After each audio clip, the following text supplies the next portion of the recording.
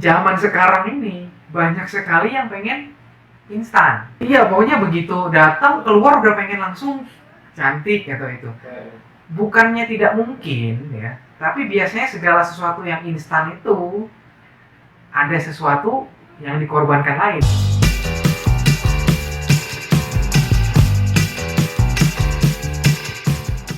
Nah, untuk mengembalikan sesuatu yang kita kalau bicara prostodontis kan seorang prostodontis akan mengembalikan atau membuat tiruan dari segala sesuatu yang tadinya tidak ada menjadi ada lagi, yang tadinya kurang baik menjadi baik lagi. Apakah ada suatu tindakan mendesain untuk sebelum sebelum apa yang dibuat itu benar-benar jadi konkretnya? Apakah harus didesain dulu? Karena ini kan menyangkut manusia nih, nggak bisa kita coba-coba, nggak bisa kita cobakan ke manusia, ini pantas nggak sih, ini pantas nggak sih, bukan kayak baju gitu loh. Baju pun sebenarnya ada desainnya juga gitu. Nah, apalagi ini yang dipakai sebagai pengganti estetika, kemudian pengganti fungsional, fisiologisnya, kemudian fungsi dan akan berpengaruh pada kesehatannya. Apakah di situ ada suatu proses mendesain dulu? Kayak gitu dokter, silahkan dok. Ya, jadi saya setuju sekali nih. Apa namanya? Ini sama aja kayak ya maksudnya banyak juga prostodontis di seluruh dunia itu ya selalu selalu menyarankan ya seorang dokter gigi apalagi prostodontis itu mirip dengan seorang arsitek lah. Ya, kalau kita mau bikin rumah nih, ya anggap aja teman-teman semua nih kalau mau beli rumah tapi nggak ada gambar rumahnya atau kita nggak lihat rumahnya, kira-kira mau nggak beli rumahnya? Ya, saya rasa mungkin ya takut ditipu dong, bener nggak ya? Nah, jadi kita sebagai seorang dokter gigi, ya, apalagi prostodontis, untuk uh, untuk merencanakan hasil akhirnya seperti apa, kita punya gambaran dulu di awal. Ya ini kalau misalnya di kedokteran gigi ini khususnya disebut dengan smile design atau desain senyum ya. Nah, jadi harus ada gambar akhirnya itu seperti apa. Nah, itu yang ya paling tidak untuk komunikasi antara pasien dan dokter giginya ya. Nah, kadang-kadang seorang prostodontis juga itu mungkin tidak bisa bekerja sendirian. Perlu bantuan juga dari spesialisasi lain. Nah, jadi kadang-kadang kita untuk merealisasikan suatu desain, prostodontis ini yang biasanya membuat blueprint ya. Kan ada tuh kalau rumah juga ada blueprintnya, fondasinya seperti apa, nanti tiang-tiangnya di mana, posisi pintu dan lain-lain, itu ada blueprintnya. Nah, blueprint ini adalah sebenarnya panduan dokter gigi prosto dan spesialis lain yang mau merealisasikan desain tadi. Mantap. Jadi ada yang namanya smile design. Nah, se senyum pun bisa didesain gitu loh. Jadi desain di sini pasti ada parameter-parameter tertentu yang nggak sembarangan. Pasti ada ukuran-ukuran yang dia akan menggantikan struktur tubuh seseorang. Nah, kita penasaran banget nih soal smile design tadi. Nah, gimana nih simulasinya? Mungkin bisa ditunjukkan ke teman-teman. Silahkan dokter. Ini berhubungan juga dengan teknologi saat ini lah ya. Kita sharing sedikit teknologi saat ini. Nah, mungkin eh, teknologi yang sebenarnya ini udah banyak beredar di orang awam, cuman mungkin belum tentu kepikiran ini adalah bisa diaplikasikan juga ke kesehatan. Ya mungkin dulu sempat ya belum lama ini sempat booming aplikasi yang mengubah wajah ya, face app. Jadi kan ada tuh face app, begitu kita kasih foto, kita foto ke kita, itu langsung otomatis senyumnya berubah. Ya selain yang mengubah wajah jadi lebih tua atau lebih cantik juga ya. Nah itu ada satu fitur dia bisa mengubah senyum. Ya mungkin ada beberapa teman-teman udah sadar kan ini. Nah sebenarnya fitur augmented reality ya. Augmented reality ini sekarang udah bisa diaplikasikan ke kedokteran gigi, khususnya tadi smile design. Ya, ada juga sekarang itu ya mungkin kalau face app itu hanya untuk istilahnya lucu-lucuan tuh, ya hanya untuk gaya-gayaan. Nah, kalau di kedokteran gigi itu bisa kita integrasikan dengan rongga mulutnya sesuai dengan wajah dan lain-lain. Ya dengan alat bantu juga. Mungkin belum banyak juga teman-teman yang tahu kalau sekarang itu sudah ada teknologi untuk men-scan 3D gigi ya. Jadi gigi itu udah bisa di-scanning secara 3D. Ya ini face apps ya. Nah, ini adalah salah satu contoh aplikasi yang digunakan oleh dokter gigi ini.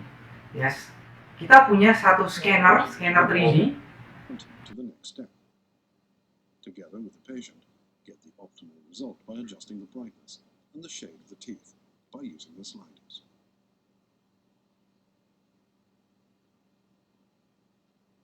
Nah ini directly nih.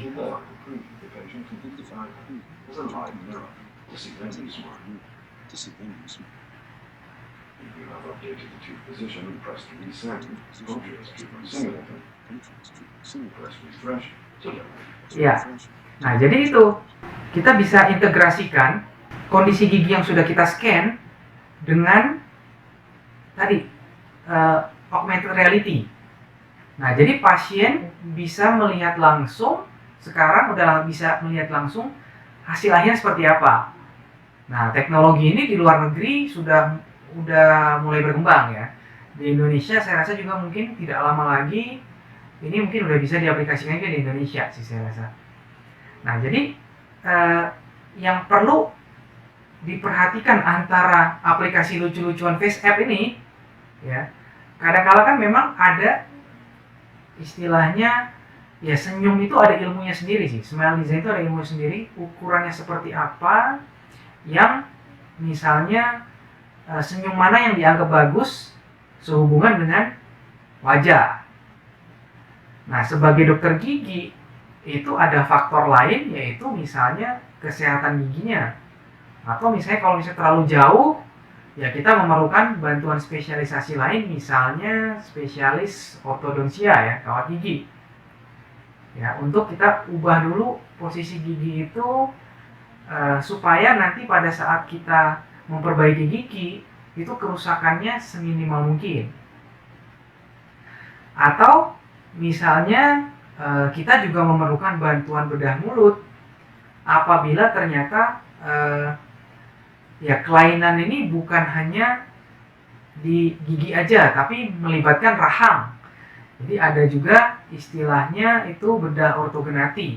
Itu juga bahasan yang menarik karena kalau mungkin teman-teman atau emak-emak di rumah itu suka nonton drama Korea ya, itu di Korea itu oplas di Korea itu udah sangat umum sekali melibatkan bedah ortognati, bedah rahang. Jadi kan makanya jangan juga terlalu terpesona dengan drama Korea. Oh, saya pengen wajahnya ini. Itu bisa jadi hasil oplas bedah rahang atau ortognati gitu. Ya, jadi smile design ini ya perlu diketahui juga. Kadang-kadang smile design untuk mewujudkan sebuah senyum yang harmonis dengan kesehatan maupun dengan kecantikan ya, dengan estetika wajah, kadang-kadang itu melibatkan kerjasama antara beberapa spesialis kedokteran gigi gitu. Multidisipliner berarti ya, masing-masing menjalankan ya tugasnya masing-masing sesuai dengan kapasitas dan kompetensi masing-masing. Dan disinilah pentingnya bekerja sama antara dokter gigi spesialis yang satu dengan spesialis yang lain. Jadi ada berkesinambungan perawatan dari awal sampai akhir dan masing-masing bagiannya itu benar-benar dikerjakan oleh ahlinya. Jadi seperti itu.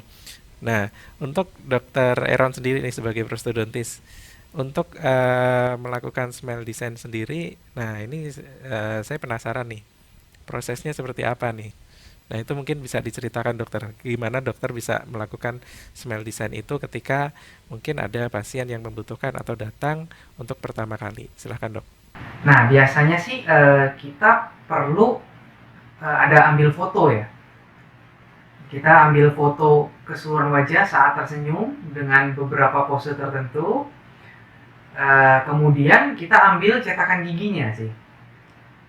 Nah, nanti tugas dari seorang smile designer ya, kita sebut aja orang yang melakukan smile designer ini akan menyatukan semua data-data informasi yang didapat, menghubungkan apakah saat kita mendesain senyum ini, apakah itu mungkin dikerjakan tanpa mempengaruhi kesehatan terlalu banyak ya, atau kita sebagaimana kita melakukan perubahan senyum ini tanpa merusak gigi terlalu banyak ya, kurang lebih seperti itu sih. Nah, kalau kita bicara kesehatan ya, kerusakan yang minimal ini kadang-kadang berhubungan juga dengan time sebenarnya. Zaman sekarang ini banyak sekali yang pengen instan. Iya, pokoknya begitu datang keluar udah pengen langsung cantik atau itu. Bukannya tidak mungkin ya, tapi biasanya segala sesuatu yang instan itu ada sesuatu yang dikorbankan lain. Kalau kita mengorbankan, kita tidak mempertimbangkan waktu, ada hal lain yang kita korbankan. Bisa jadi itu adalah tadi kesehatan gigi, ya, dan kesehatan lain juga gitu.